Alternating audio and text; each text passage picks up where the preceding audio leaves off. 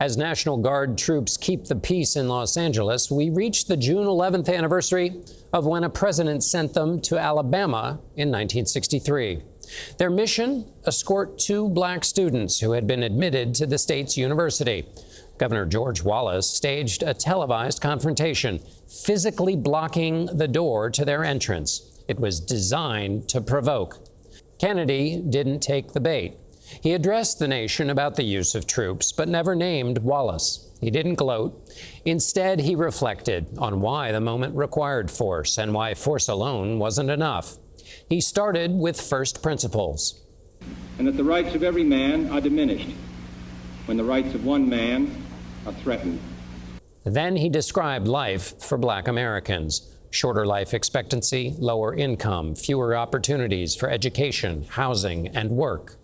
Who among us would be content to have the color of his skin changed and stand in his place?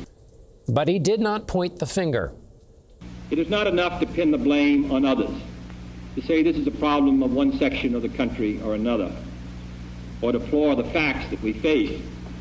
A great change is at hand, and our task, our obligation, is to make that revolution, that change, peaceful and constructive for all. He treated no one as inherently evil, instead appealing to a shared moral identity, not as a bludgeon, but as an invitation. He asked Americans to see themselves as protagonists in a story of redemption. Federal power could enforce the law, but on a long simmering issue, force alone could not change the country.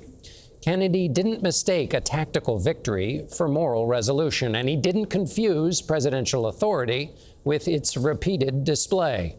He reminded the country that force, even when justified, doesn't settle the question of who we are.